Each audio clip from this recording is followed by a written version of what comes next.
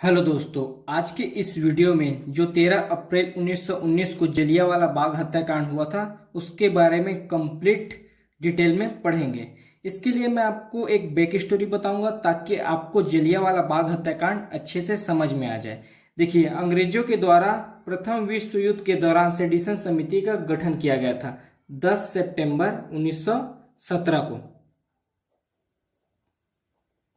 देखिए, सेडिशन समिति का गठन क्यों किया गया था ये देखते हैं। देखिए, इस समय के युवा वर्ग थोड़े उग्र प्रवृत्ति के होते जा रहे थे और क्रांतिकारी आंदोलन में ज्यादातर भाग लेने लगे थे और अंग्रेजों के प्रति असंतोष की भावना थी, जिसके कारण अंग्रेजों ने क्रांतिकारी आंदोलन की जांच के लिए सेडिशन समिति का गठन किया था। सेडिशन समिति का अध्यक्ष बनाया गया सर सिडनी रोलेट और इसका उद्देश्य था भारत में क्रांतिकारी आंदोलन की जांच करना, क्रांतिकारी के ठिकानों का पता लगाना, उनके उद्देश्य का पता लगाना और उनकी नीतियों का दमन करना। देखिए, सेडिशन समिति 2 साल बाद एक कानून पेश करेगी 17 मार्च 1919 को, रोलेट एक्ट। 17 मार्च 1919 को सेडिशन समिति के द्वारा एक कानून पेश किया जाएगा, रोलेट एक्ट। इस रोलेट एक्ट में क्या था जिसका विरोध पूरे भारत में हो? देखिए, रोलेट एक्ट के तहत अंग्रेज सरकार किसी भी व्यक्ति को बिना मुकदमा चलाए जेल में बंद कर सकती है, जिसके कारण इसका विरोध पूरे भारत में हुआ और 6 अप्रैल 1919 को महात्मा गांधी ने रोलेट सत्याग्रह स्टार्ट किया। रोलेट एक्ट के विरोध में महात्मा गांधी के द्वारा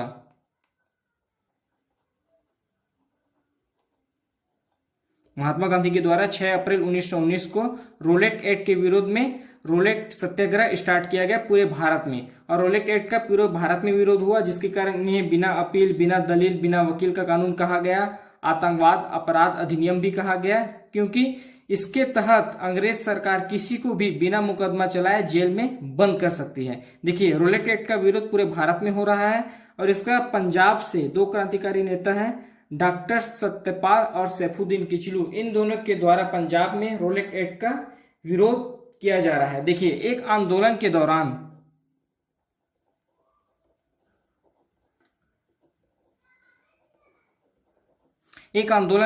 डॉक्टर सत्यपाल और सैफुद्दीन किचलू को गिरफ्तार कर लिया जाता है। रोलेट एक्ट के विरोध में डॉक्टर सत्यपाल और सैफुद्दीन किचलू एक आंदोलन कर रहे थे, जिसके बाद डॉक्टर सत्यपाल और सैफुद्दीन किचलू को गिरफ्तार कर लिया जाता है। उसके पश्चात इन दोनों की गिरफ्तारी के विरोध में जो आंदोलनकारी हैं, जलियांवाला बाग में 13 अप्रैल 1919 को जलियांवाला बाग में एक सभा का आयोजन करते हैं। देखिए, जलियांवाला बाग के बारे में पहले आपको बता देता हूं। यह एक गार्डन है जिसमें यहां आने और जाने का एक ही मार्ग है। यहां आप जिस मार्ग से अंदर जाएंगे उसी मार्ग से आप बाहर आएंगे। और यह जलियांवाला बाग 10 फीट दीवार से घिरा हुआ है। तो यहाँ पर डॉक्टर सत्यपाल और सैफुद्दीन किचलू की गिरफ्तारी के विरोध में जलियांवाला बाग में एक सभा का आयोजन किया जाता है। ये दिन है 13 अप्रैल 1919, बैसाखी त्योहार का दिन है। मैं थोड़ा सा बैसाखी त्योहार के बारे में बता देता हूं। देखिए, 13 अप्रैल 1699 को सिख धर्म के 10वें व अंतिम गुरु ने खालसा पंथ की स्थापना की थी, जिसके कारण हर साल 13 अप्रैल को बैसाखी का त्योहार मनाया जाता है। और इसी दिन, जिस दिन सभा का आयोजन किया गया था, उस दिन भी बैसाखी का त्योहार था। देखिए, फिर उसके बाद एक व्यक्ति हैं, व्यक्ति का नाम है हंसराज, भारतीय व्यक्ति हैं हंसराज। ये इसके द्वारा अंग्रेजों को पता चलता है कि जलियांवाला बाग में एक सभा का आयोजन किया गया है डॉक्टर सत्यपाल और सैफुद्दीन किचलू के गिरफ्तारी के विरोध में। उसके बाद अंग्रेजों को पता चलता है 12:40 में, अंग्रेजों को पता चलता है 12:40 में, और अंग्रेज जलियांवाला बाग में 4 बजे पहुंचते हैं 150 सिपाहियों के साथ। जलियांवाला बाग में अंग्रेज पहुंचते हैं 150 सिपाहियों के साथ। उसके बाद जनरल ओ डायर के आदेश पर जनरल रेजिनाल्ड डायर ने, जो वहां निहत्थे आंदोलनकारी हैं, उन पर 10 मिनट तक फायरिंग करते हैं, 1650 राउंड, जिसमें कई आंदोलनकारी मारे जाते हैं। कुछ आंदोलनकारी भगदौड़ में मारे जाते हैं और कुछ घायल हो जाते हैं। उसके बाद देखते हैं जो ये जलियांवाला बाग हत्याकांड हुआ इसके पूरे विश्व में निंदा हुआ, भारत में भी इनका निंदा हुआ और पूरे विश्व में भी जलियांवाला बाग का निंदा हुआ। उसके बाद देखते हैं व्यक्तिगत विरोध, जलियांवाला बाग का व्यक्तिगत विरोध। देखिए जलियांवाला बाग हत्याकांड होने के बाद डॉक्टर रविन्द्रनाथ टैगोर ने नाइटहुड की उपाधि त्याग दी। डॉक्टर रविन्द्रनाथ टैगोर ने नाइटहुड की उपाधि त्याग दी। उसके बाद महात्मा गांधी के द्वारा कहा गया कि जलियांवाला बाग हत्याकांड के बाद यह ब्रिटिश साम्राज्य की अंत की शुरुआत है। दीनबंधु एंड्रूज के द्वारा जानबूझकर की गई क्रूर हत्या जनरल ओ डायर है, उनके द्वारा कहा गया सही कार्यवाही। उसके बाद देखते हैं परिणाम, जलियांवाला बाग हत्याकांड के परिणाम देखते हैं कि जलियांवाला बाग हत्याकांड में मरने वालों की संख्या क्या थी और घायलों की संख्या क्या थी। देखिए अंग्रेज सरकार के द्वारा एक रिपोर्ट पेश किया गया जिसमें मरने वालों की संख्या थी 379 मरने वालों की संख्या थी और घायलों की संख्या थी 1200। लेकिन जो हमारे क्रांतिकारी नेता हैं उनको यह रिपोर्ट गलत लगी और फिर से इनके जांच करने के लिए अलग कमेटी का गठन किया गया। उसके बाद देखते हैं तहकीकात कमेटी जो मदन मोहन मालवीय के द्वारा के नेतृत्व में आया था, उसमें मरने वालों की संख्या थी 1300 और घायलों की संख्या थी 2200।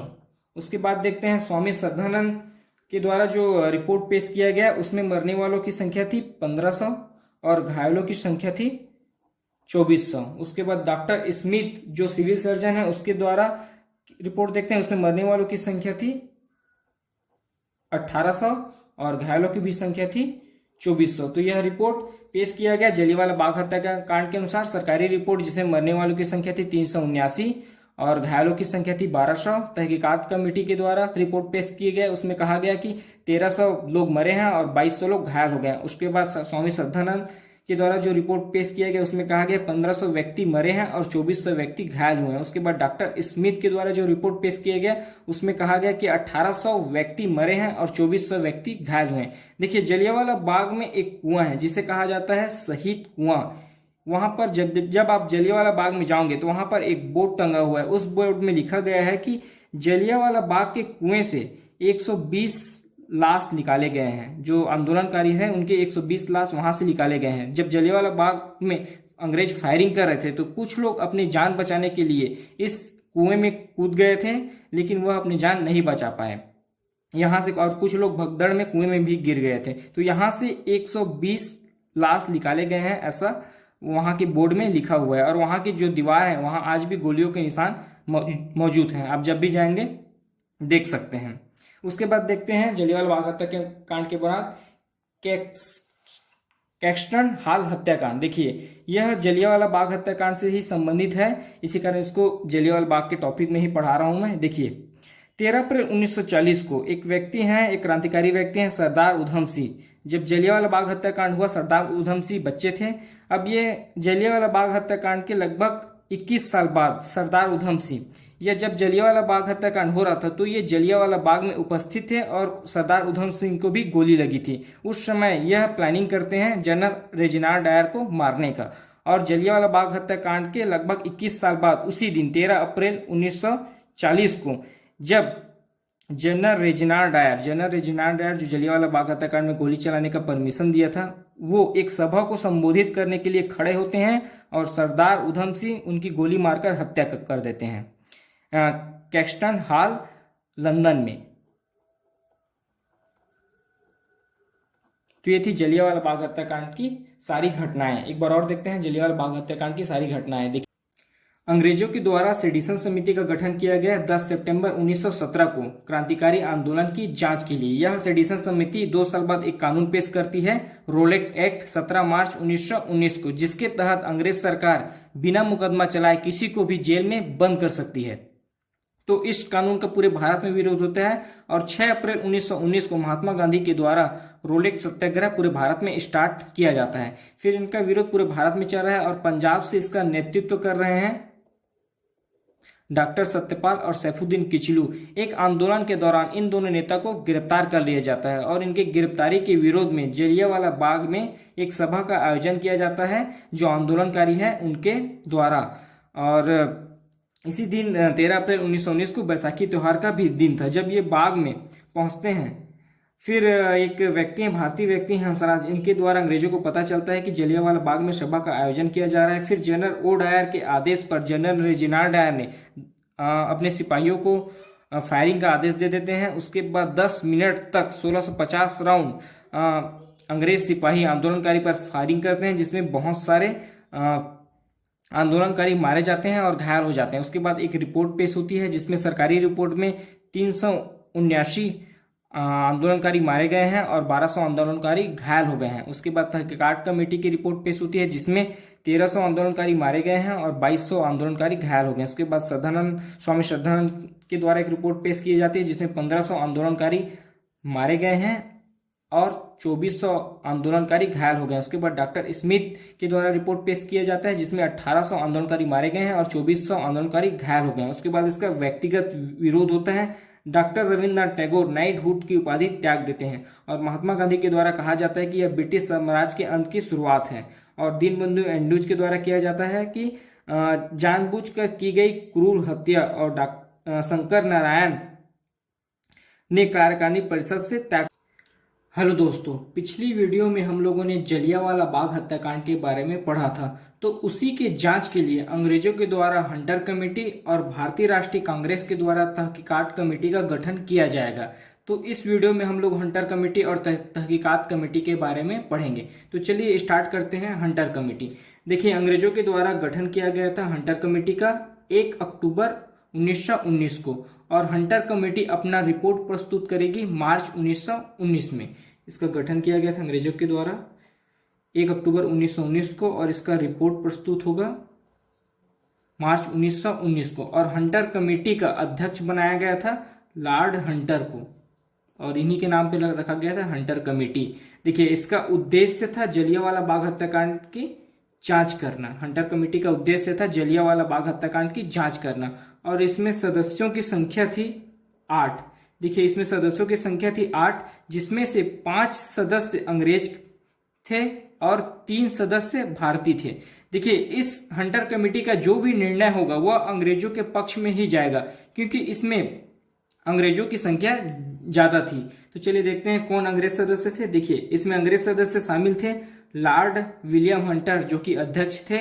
उसके बाद थे WF राइस, फिर थे जस्टिस रैस्किन, फिर थे T स्मिथ, फिर लास्ट 5वें नंबर के सदस्य जॉर्ज बैरो। उसके बाद भारतीय सदस्य थे चिम्मरलाल सीतलवाड़ा, फिर थे पंडित जगत नारायण, और तीसरे सदस्य थे साहबजादा सुल्तान खान। तो ये भारतीय सदस्य हंटर कमेटी में शामिल थे। जब हंटर कमेटी मार्च 1919 में अपना रिपोर्ट प्रस्तुत करेगी, तो इस रिपोर्ट में कहा गया कि गोली चलाना अति आवश्यक था। यह इस रिपोर्ट में प्रस्तुत किया गया। लेकिन इस कमेटी का विश्वव्यापी निंदा हुआ, जिसके कारण जो जनरल ओ डायर है, यह उस समय पंजाब के गवर्नर थे, और इसी ने ही जनरल ओ डायर ने ही आदेश दिया था जनरल आर डायर को जलियांवाला बाग में पहुंचकर कार्यवाही करने का। और general R Dyer Jallianwala Bagh में पहुंचकर वहां जो निहत्थे आंदोलनकारी थे उन पर 10 मिनट तक 1650 राउंड फायरिंग करते हैं, जिसमें बहुत सारे आंदोलनकारी मारे जाते हैं। तो इन दोनों पर क्या कार्यवाही ये देखते हैं। देखिए, जनरल ओ डायर को निर्दोष पाया गया, हंटर कमेटी के द्वारा इन्हें निर्दोष पाया गया, और जनरल रेजिनाल्ड डायर को विश्वव्यापी निंदा के कारण बर्खास्त कर दिया गया। विश्वव्यापी निंदा हुआ इस जलियांवाला बाग हत्याकांड का, जिसके कारण भारतीयों के मुंह बंद करने के लिए और आंदोलन को दबाने के लिए जनरल आर डायर को बर्खास्त कर दिया गया। यह केवल दिखावे के लिए किया गया था जनरल आर डायर को बर्खास्त, क्योंकि लंदन में हाउस ऑफ कॉमन में जनरल आर डायर को ब्रिटिश साम्राज्य का शेर कहा गया। अगर इसको बर्खास्त ही करना था तो इस प्रकार की उपाधि इनको नहीं दिया जाता। इन्हें भारत से बर्खास्त कर दिया गया था जनरल आर डायर को, लेकिन लंदन में हाउस ऑफ कॉमन में जनरल आर डायर को कहा गया ब्रिटिश साम्राज्य का शेर, और इन्हें एक उपाधि से सम्मानित किया गया, मान की तलवार। इस उपाधि से इन्हें सम्मानित किया गया, और इनाम के रूप में इन्हें 2600 पाउंड धन राशि दिया गया। इनाम के रूप में जनरल रेजिनाल्ड डायर को 2600 पाउंड धन राशि दिया गया, और इन्हें मान की तलवार से सम्मानित किया गया, और ब्रिटिश साम्राज्य का शेर कहा गया। देखिए, इनको भारत से बर्खास्त करना केवल एक नाम मात्र का था। अगर जनरल रेजिनाल्ड डायर को वाकई बर्खास्त किया जाता तो ये सब उपाधि देने और पैसा देने का कोई अर्थ नहीं निकलता है। उसके बाद देखते हैं तहकीकात कमेटी, जो भारतीय राष्ट्रीय कांग्रेस के द्वारा बनाया गया था। देखिए, तहकीकात कमेटी का गठन किया गया था अक्टूबर 1919 को। इसका गठन किया गया था 2 अक्टूबर 1919 को और इसके अध्यक्ष बनाए गए मदन मोहन मालवीय जी को इनका अध्यक्ष बनाया गया। इसका भी उद्देश्य था जलियांवाला बाग हत्याकांड जो हुआ था उसकी जांच करना। और इसके सदस्य थे मोतीलाल नेहरू, महात्मा गांधी, तैयब जी, पुपुल जयकर, देशबंधु चित्तरंजन दास, ये सब हंटर तहकीकात कमेटी के सदस्य थे। जब इसका रिपोर्ट आया, इस रिपोर्ट में घोर निंदा किया गया, जो इसके दोषी हैं उनके घोर निंदा की गई। उसके बाद दोषियों के खिलाफ कार्रवाई करने की मांग किया गया अंग्रेज सरकार से। जो इनमें दोषी पाए गए हैं उनके खिलाफ कार्रवाई करने की मांग किया गया। उसके बाद जो मृतक हैं, जो इस जलियांवाला बाग हत्याकांड में जो मरे हैं, उनके परिवार को आर्थिक सहायता देने की बात कही गई, लेकिन अंग्रेज ने इनमें से कोई भी कदम नहीं उठाया। उसके बाद महात्मा गांधी अंग्रेजों से असंतोष होकर असहयोग आंदोलन स्टार्ट करेंगे जलियांवाला बाग हत्याकांड के बाद। तो ये थी हंटर कमेटी और तहकीकात कमेटी जलियांवाला बाग हत्याकांड के बाद। चलिए एक बार और देखते हैं। देखिए, हंटर कमेटी अंग्रेजों के द्वारा गठन किया गया था हंटर कमेटी का 1 अक्टूबर 1919 को। यह अपना रिपोर्ट प्रस्तुत करेगी मार्च 1919 में। इसका अध्यक्ष बनाया गया लॉर्ड हंटर को और इसका उद्देश्य था जलियांवाला बाग हत्याकांड की जांच करना। इसमें सदस्यों की संख्या थी 8, जिसमें से 5 सदस्य थे अंग्रेज और 3 सदस्य थे भारतीय। चूंकि इसमें अंग्रेजों का सदस्यता इसलिए ज्यादा रखा गया था क्योंकि जो भी निर्णय हो वह अंग्रेज के पक्ष में ही जाए, इसी कारण इसमें अंग्रेजों की संख्या ज्यादा थी। फिर देखते हैं अंग्रेज सदस्य थे इसमें Lord William Hunter, WF Rice, Justice Ruskin, T Smith, George Barrow, ये अंग्रेज सदस्य इसमें शामिल थे। उसके बाद भारतीय सदस्य देखते हैं। भारतीय सदस्य थे चिम्मल लाल सीतड़वाड़ा, पंडित जगत नारायण, साहबजादा सुल्तान खान, ये भारतीय सदस्य हंटर कमेटी में शामिल थे। उसके बाद देखते हैं जब हंटर कमेटी का रिपोर्ट प्रस्तुत किया गया मार्च 1919 में, तब इस रिपोर्ट में कहा गया कि गोली चलाना अति आवश्यक है।